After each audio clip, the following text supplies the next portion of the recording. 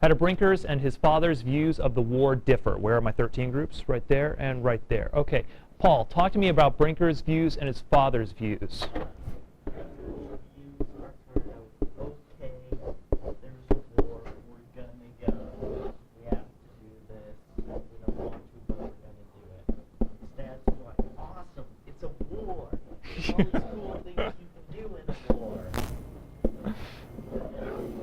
Very good. I like that, Paul.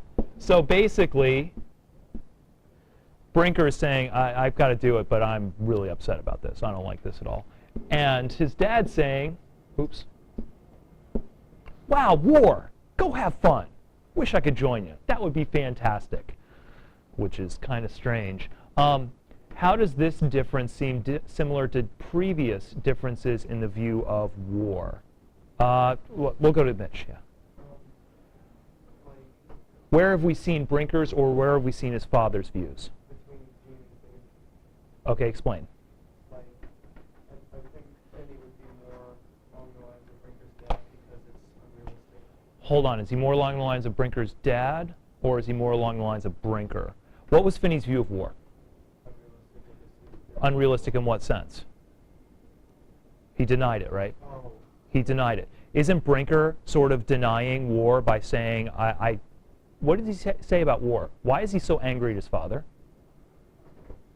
Abby? His dad is talking about how he wants him to come out of the war, like telling all these awesome stories. And True. how he survived.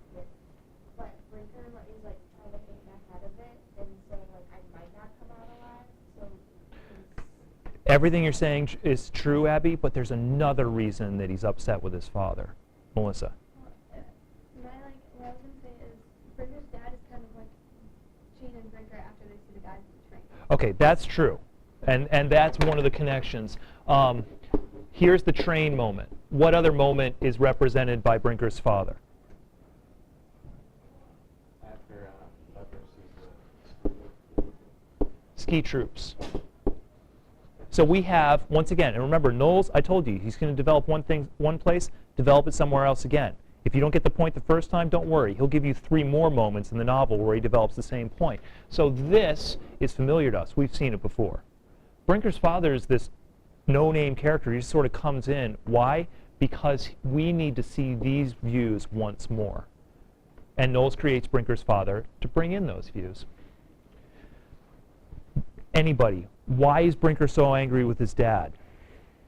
I think he doesn't really want to be in the war, and his dad's like, I'm so jealous of you. I'd give anything to be a boy again so I could be in war. True, but sorry, there's one other thing, and here's the help I'll give you. He's not just angry at his father, he's angry at everybody his father's age. Jordan. They started the war. It's not his fault. He's not responsible. But can we have some books open to see what Finney's or Gene's response to that particular blame is?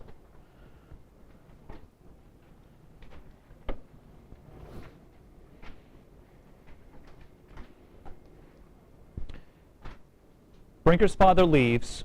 Brinker says, I'm so angry at him. It's him and all those old guys. It's their fault. They started the war, and now I've got to fight in it. Ryan, what's his response? And what page are you on?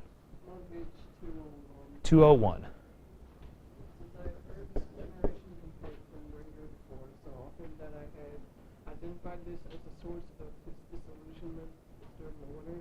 This generalized faith in self-pity and resentment against millions of people who did not know. He did not know his father, however, and so they were not getting along well now. In a way, this was Finney's view, except that naturally he saw it comically as a huge and intensely practical joke, played by fat and foolish old men bungling away at doing. Now do you see the connection? And Mitch, where you were talking about it, you were talking about Finney's denial. Gene makes it very clear. Brinker has the same sort of denial, it's just slightly different. He's still blaming the fat old men. He's still denying war, except in this point, he's denying the responsibility for war.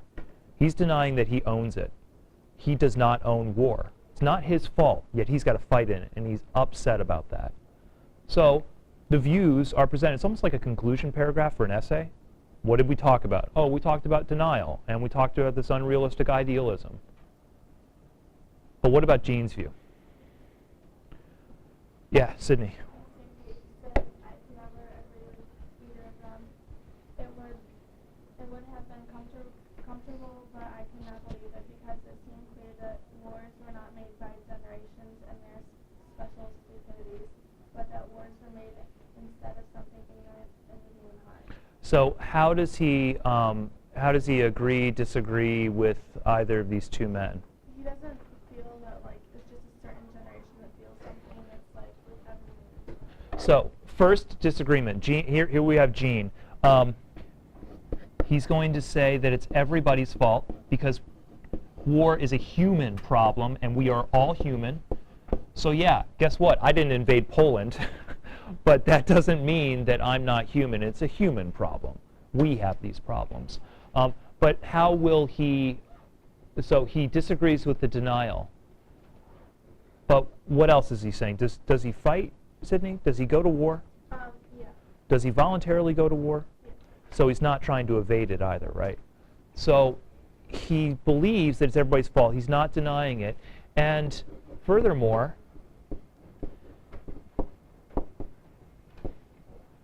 he's accepting his role. This sort of mature acceptance represents that Gene has done what? Speak. Thank you very much. Does he make it through the war? Yes, he's telling the story in flashback, folks. He's the one person you know lives.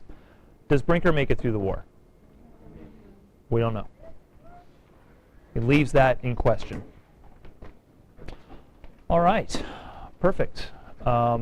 Good stopping point. Thank you very much for the discussion. I think that the afternoon classes will benefit from your genius.